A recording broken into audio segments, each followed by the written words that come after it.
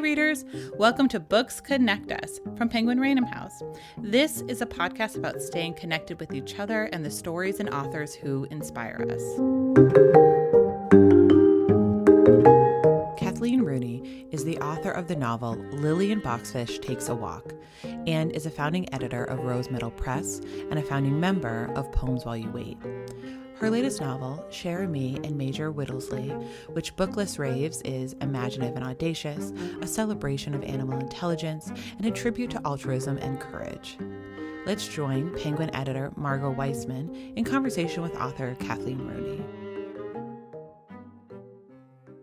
I was in a bookstore last weekend in Massachusetts and was so excited just watching the customers walk around and pick out their beach reads, and couldn't help but think, I can't wait for about a month from now when CHER and Major Whittlesey is on shelves. I think it's such an excellent summer read because it's so transporting and sweeping and beautiful and emotional, but it's also like so educational in a very fun, not dry way at all. I don't know. I love reading fiction where I feel like I'm learning something, particularly historical fiction. And the amount of research that you did and how you just integrated it so seamlessly into the book is just astounding. Maybe you can tell us a little bit about what that process was like. I'll guess start by saying that I too kind of am a fan of books that teach me and entertain me. I think, I teach at DePaul University, and I often, when I'm teaching poetry especially, tell my students about Horace, the Latin poet, who says that the purpose of poetry is to delight and instruct. And I write poetry too, but I think, at the time when Horace was writing, there weren't the genres that there are today. So while he was talking about poetry, I think it applies broadly to any kind of writing. So I think the story of CHER on its face is already sort of automatically entertaining or surprising. And just in a nutshell, CHER is this pigeon, this real-life homing pigeon who was famous in the late 1910s, right after World War I, for saving a group of soldiers called the Lost Battalion. And so she flew this message that sort of preserved the lives of these American soldiers from a friendly fire incident. And so I think as soon as I heard that story, I was hooked. I'm an animal lover. I find pigeons fascinating. And then when I began to do the research, that's when the sort of Charles Whittlesey part of the title, CHER and Major Whittlesey, comes in. They're sort of a matched set.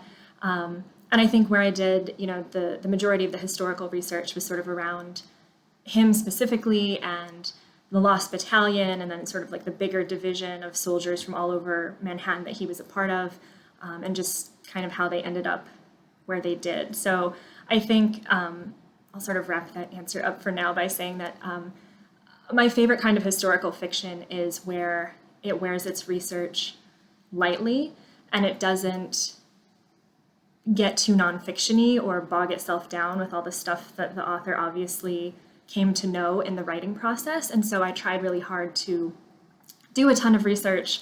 And then this is a trick I learned from my spouse, Martin C., who's also a writer who tends toward history. I did like a bunch of research. I have this like 250-page research document that I typed up and then just sort of like almost never looked at again. Well, that really is the best way to sort of internalize it, so it feels organic and it feels like you are just living in the world of the novel and then giving it to us.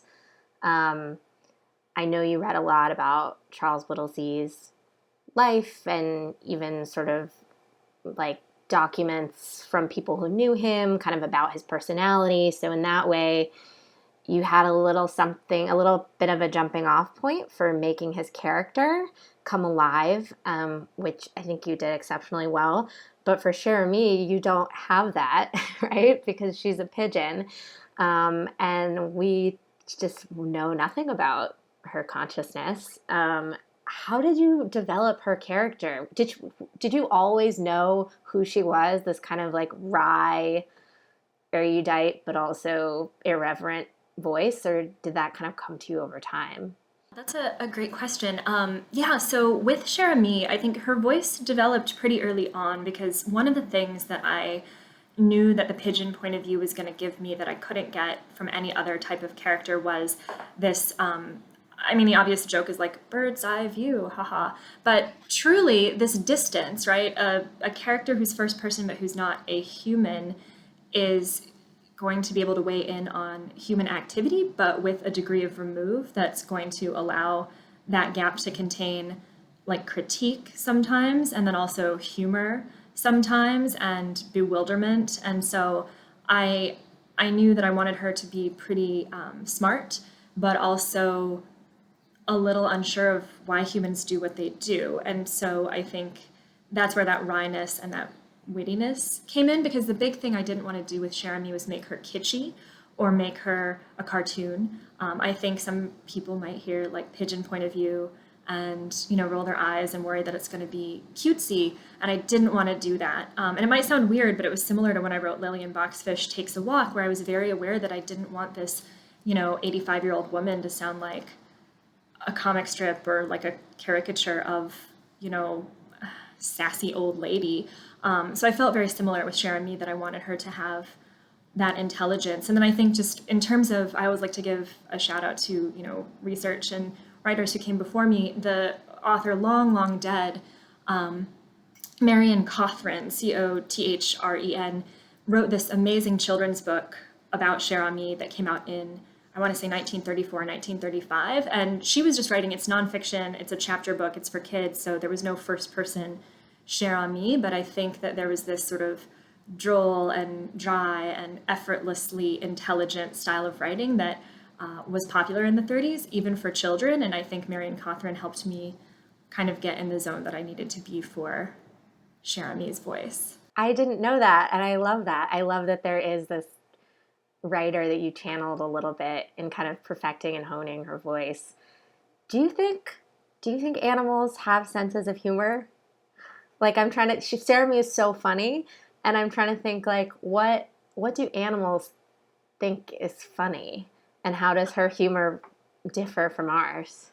Yeah, I do. I really do. I'm not a scientist. I haven't conducted a study, but I think that animals, you know, they have emotions. And so I think within that, they have a sense of humor. And I don't know what kind of like wordplay they have, because their language is inaccessible to us. But I like to think, I mean, dolphins, for example, are, you know, one of the higher order mammals who are, you know, their brains are huge. We know kind of a lot about them, and they play a lot, and they have names. Like, they have the squeaks they make. They call each other by names or by like a series of squeaks that apply only to a particular individual animal. So I think I would go so far as to say that I think animals could have wordplay, including pigeons. We just can't discern it. But like a more concrete example, I think a lot of people during the pandemic have gotten really into watching animals in their, you know, socially distant walks around their neighborhood. And Chicago has a lot of urban wildlife, especially bunnies. Like, the city has been taken over by bunnies, and we're just lucky that they're benevolent, because if they got together, we'd be in trouble, we'd be outnumbered. And we've sort of taken to going to this one area in our neighborhood that we informally call Bunny Glen.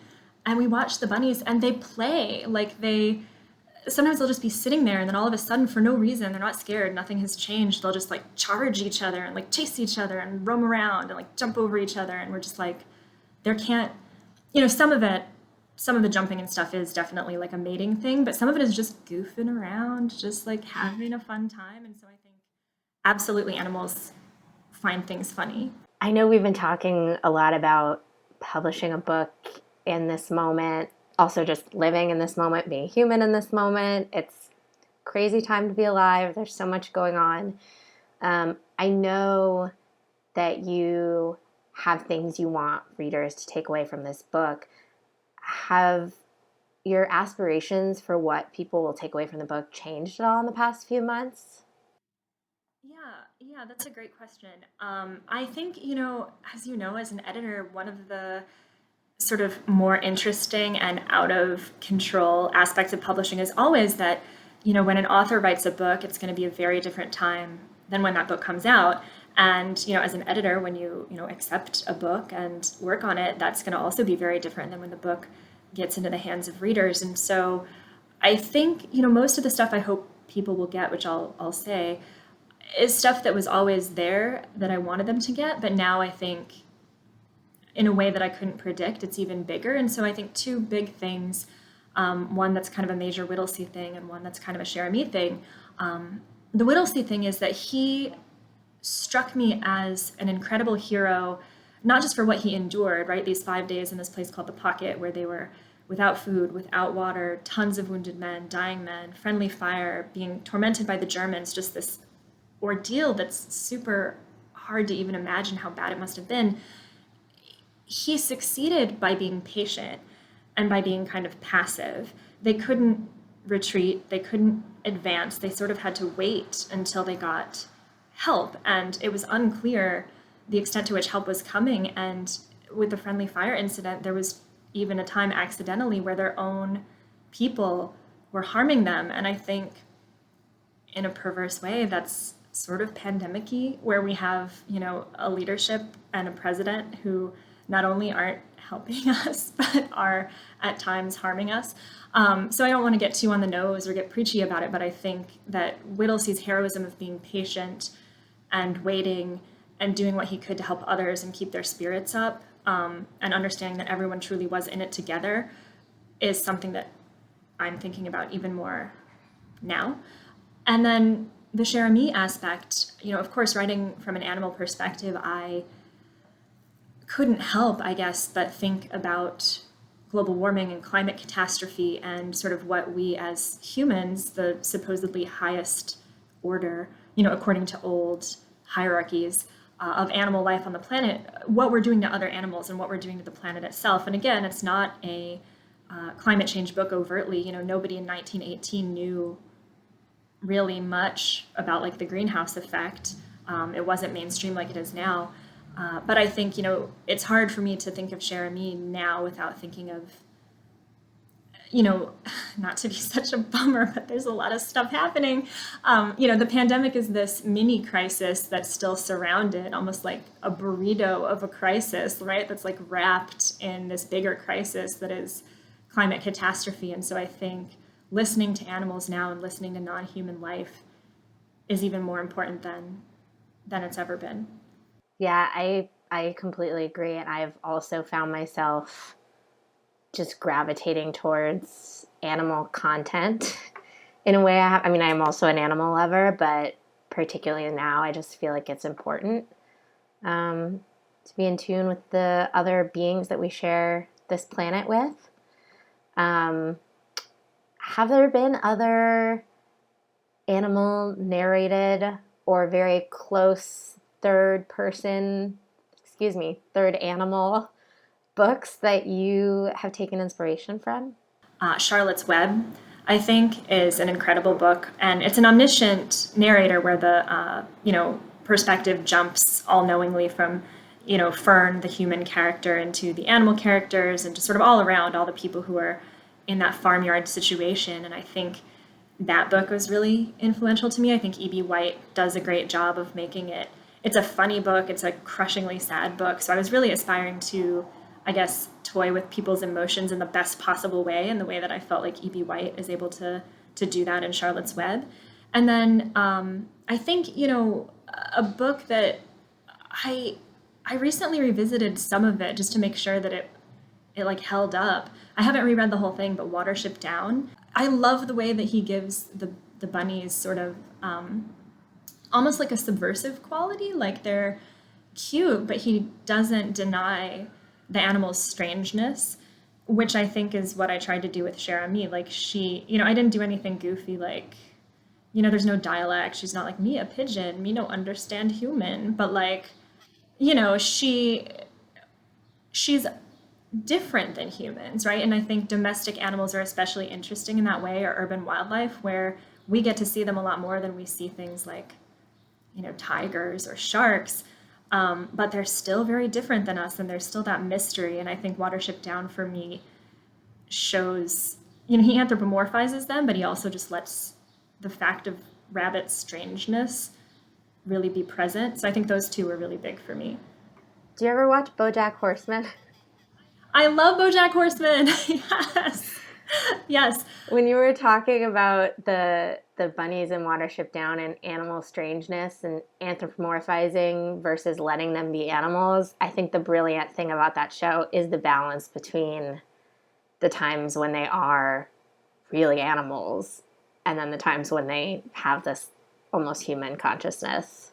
Yes, yes, I love that. That was like one of my favorite TV experiences ever. And I think as I was watching it, I'm like in the room with my bookshelf that has it right now. I won't go grab it, but there was this French artist whose name was Granville, and he did kind of like a proto Bojack Horseman thing where he became very famous for these like satirical drawings of animals doing kind of human things. And he again used that strangeness, like you're talking about, of sort of being like, foxes are kind of human in some ways, but what happens when we like kind of exploit and get humorous about how like they are like us, but they're not like us. And so it's these drawings of animals being, pompous or wise or like wearing clothes or like doing these very sophisticated Parisian things. And I don't know if the people who made Bojack are aware of Granville, but it seemed like they could have been because it was great in the same way.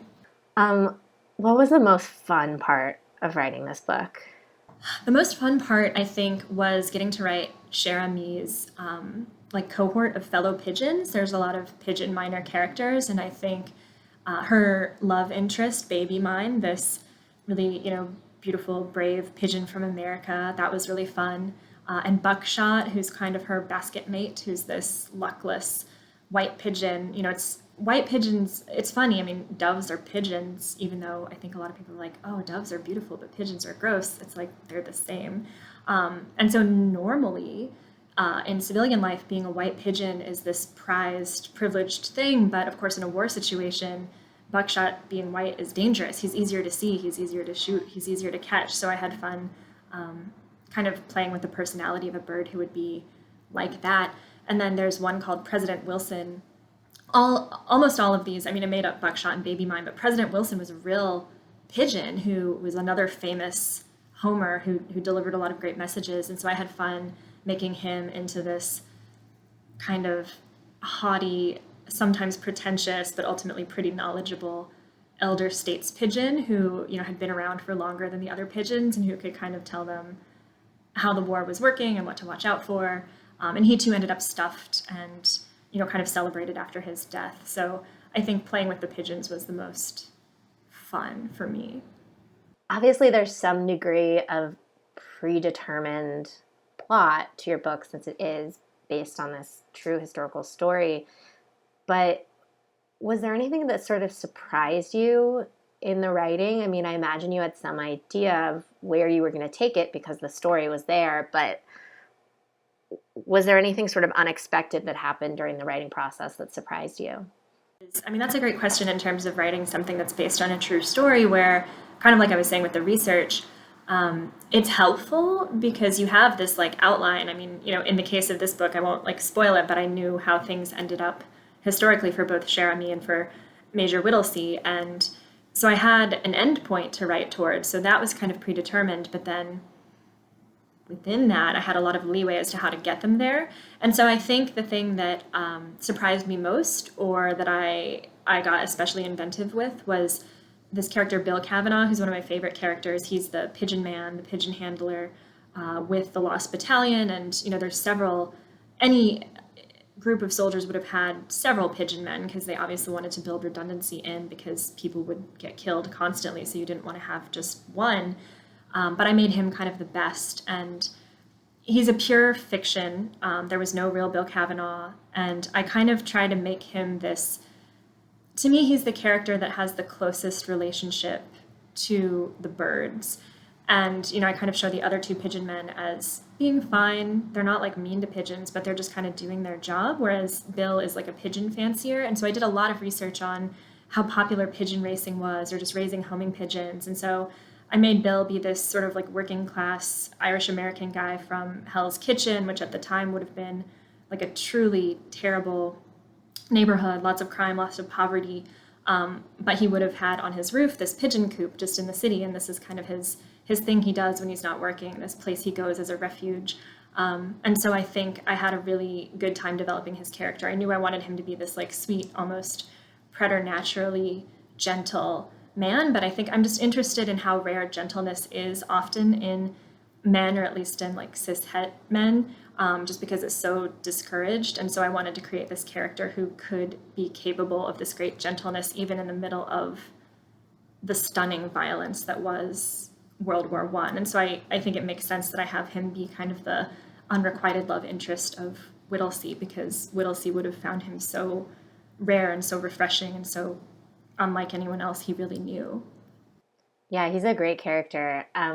There's this, like, a brief passage where he kind of talks about Hell's Kitchen and like gives a little bit of atmosphere about the neighborhood. And I was thinking, or I love that because when I first read your novel at work, our offices are pretty much in Hell's Kitchen, and it's very different now than it used to be. So many just great historical details. I know we talked a little bit about the research and how you kind of put it aside, but was there anything you didn't get to use that you just loved, like a nugget that was so fun and it didn't make it into the book? Yeah, I think, sort of toward the end where I'm wrapping stuff up, I kind of had this set of details about like the other men in the Lost Battalion, and it did, my agent gave me the feedback that it got a little too montagey or a little too, tying everything up neatly. So I think it was a piece of great feedback, but there was just a lot of stuff about sort of, and I touch on it, but I don't get the specifics, but the aftermath of the Lost Battalion, like the men who survived and kind of what became of them. And I read that they always had this banquet. George McMurtry, who's a character in there, who's kind of Whittlesey's, he's older and he's the only guy in the book who's really been in a previous conflict, but he's like the second in command. He's Whittlesey's right hand, basically. He survived too, and he was sort of the civic-minded guy who each year organized a Lost Battalion banquet in New York City, and invited, everyone who was still alive and everyone who wanted to do it, which, many of them chose not to, but many of them did, could come, and they would, always like eat a feast and drink a toast and remember their, gone comrades or whatever. And one of the machine gunners in the Lost Battalion who died, Peabody, who is in the book, he's a minor character, his fiance was so bereft at his death that every year for this banquet, she wouldn't go, but she would send a bouquet of flowers that would sit at the place where Peabody would have always been sitting. And then this was, a thing at the banquet. And that, I think it's a great detail. It's really beautiful, but it goes way too far down into a rabbit hole that takes us away from the other characters. And there's already so much tragedy that I, like Lisa was like, you can't, no. That's one of those details, though, that could be a whole novel into itself. Like, I even just hearing you talk about it right now, I'm just seeing the image in my head of the flowers at the empty spot. That's so beautiful. Yeah, and I think, you could write it as, I don't know her name because in all the books it was just, Peabody's fiance. But I think a book from her perspective. I think that's one of the things that fascinated me too as a kid and as, an ongoing adult about World War I is just the way that it changed social life. 10 million soldiers were killed in World War I, which is like a mind-boggling figure. But when you think about it, that was like a whole generation of marriage-age young men. And so I remember being told by older relatives who kind of remembered that, they all seem to have these like, maiden aunts was the phrase, who, had these prospects of marriage that were completely destroyed because there was like no one left to marry. And so I think, what happened to Peabody's fiance? Like, did she find someone else? Did she not? Like, how did it change her life? The character of Marguerite, I'm sure we've talked about this before, but I can't remember. Is she real? She's real, but I didn't know that much about her. So she really was sort of this sister-in-law figure to, so Whittlesey, in his civilian life is this Wall Street lawyer, and one of his best friends is also a lawyer. And so, Whittlesey stands up in his wedding, and, also Marguerite was reported in newspaper articles of the time as also standing up in the wedding. She's the sister of this law partner. And so that's one of those moments in the research where I was like, aha, I can do something with her because there's just not that much detail, but she seemed intriguing. And she was also one of the people who was asked for comment, after Whittlesey's story kind of concluded. And so I think that, I had a good time sort of imagining who Whittlesey's friend would be, and this kind of like single woman, you know, not to get too box fishy about it, but I did make her an advertising person just because I was like, what would this single woman in 1918 be doing in Manhattan to support herself? And so I don't know if that's true or not. It didn't say what she did, but I was like, I'm just going to give her a career in advertising. The thing that's so remarkable about your writing is, to me, there's no discernment between the stuff that's true and that's not. Like I just said, I was like, I can't remember if Margarita is real or not. I don't know. You just make everyone come alive in this spectacular way. And even if a character just gets sort of a brief description or one scene, you're able to endow them with so much humanity. I really end up caring about everyone in the book. And I don't know, I think that's just like a really rare talent as a writer. I don't think it's something you can learn. I just think it's something that's special about you as an author. Thank you. I think, you know, I try to do it in all my books, but it's something that I think was really important to me in a book about war, was to make all the people and all the animals really count, because I think, you know, war, again, is so mind-boggling and so abstract and unfathomable on certain levels that, you know, you hear 10 million soldiers and 10 million civilians, you know, died, and how many hundreds of thousands, if not millions of animals. And that's sort of, you feel something, but it's more intellectual. So I wanted in the book to make sure that everyone who kind of came into the narrative felt important, and so that if something bad happened to them, it would feel like a true loss or like a true waste or a sort of missed opportunity. And I think one of my favorite other minor characters, you know, I talked a lot about the pigeon minor characters, but there were so many great individual men from the Lost Battalion who, kind of like Marguerite, I would see their name in passing and just get a little bit about them, but, you know, they're sort of lost to us now. But Zip Sapaglia, who's one of these, you know, he's an Italian immigrant who comes to the Lost Battalion. He doesn't know English, and he gradually learns it in the course of like trying to go to battle, which is wild when you think about it, and trying to understand orders. But it was fun to develop him into something more, and to like give him those traits of like heroism for fetching water, and sort of, I won't spoil it, but like the comment he gives at the end when he's an old man and, you know, a documentarian comes around and asks him like, what do you think about it now? So it was fun to make even like the tiniest characters have a personality. What are you reading these days? Yeah, I love this question. I used to be a bookseller. I worked at Anderson's Bookshop in Downers Grove and in Naperville back when I was in undergrad. And so I love being asked what I'm reading in a sort of recommendation context. And so a book that I read like a couple weeks ago, time is weird now, that I recommend to everyone is White Blood, A Lyric of Virginia. And it's by Kiki Petrosino, who's a poet primarily. I think this book is kind of hybrid. It's poetry, but it's also got an essayistic quality.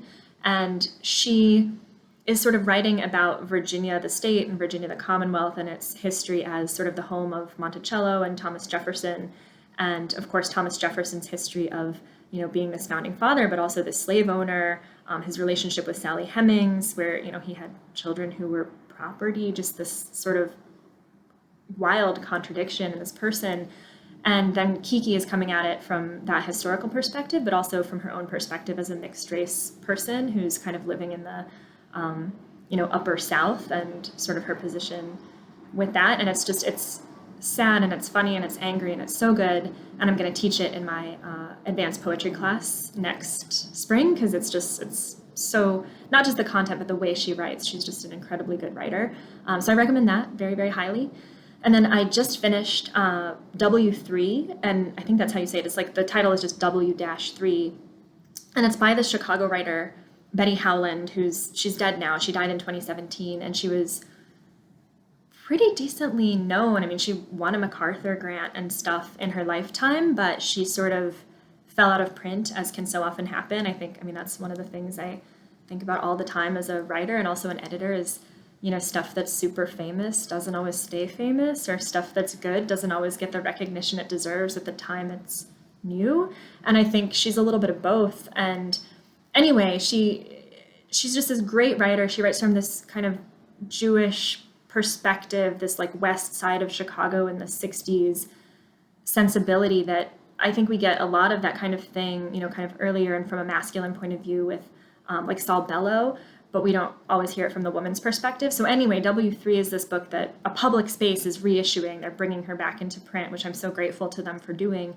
And it's about her time after her suicide attempt in the 60s on a psychiatric ward at the University of Chicago Teaching Hospital down in Hyde Park. And it's so good. It's funny, it's dark, it's angry. It talked so much about race and class. And I think it doesn't come out until January. It was going to come out in July, but then the pandemic. But it, as a Chicagoan, but I think anyone will get this, it was just amazing to me to see how sort of the foundations of the big structural problems that we're still grappling with as a city in 2020 are all things she observes so trenchantly in this one psychiatric ward in the late 1960s. Everyone should read it.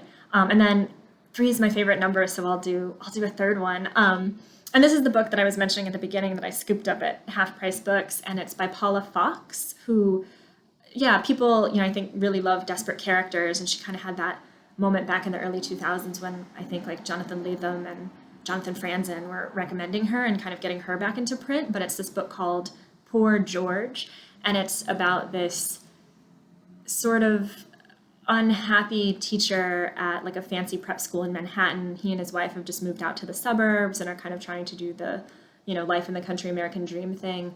And a sort of delinquent boy, like a dropout from, a local high school, breaks into their house. And instead of turning him into the police, George tries to like help him. And I'm still in the first quarter of the book, but I think it's not going to go well. I think it's going to go badly. And it's just, the book is so atmospheric. It's almost to an absurd extent, just so full of late 60s sleazy anomie. And it's fun to read about people being miserable for really good reasons that are not that similar to the reasons that many of us miserable right now. So there's some kind of company there. Well, this was so much fun. Thank you so much for making the time. This is definitely the most fun I've had in months. Yes, thank you so much. It's so good to see your face always It's so and good hear to your see voice. you too. So thank you. And I can't wait. Everyone, you got to read Jeremy and Major Whittlesey. It's a fantastic book.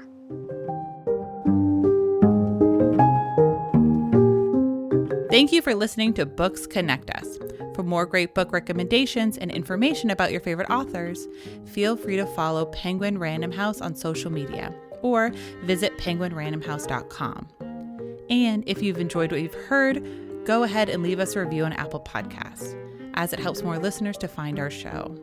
This podcast is produced by Pat Stango and edited by Clayton Gumbert.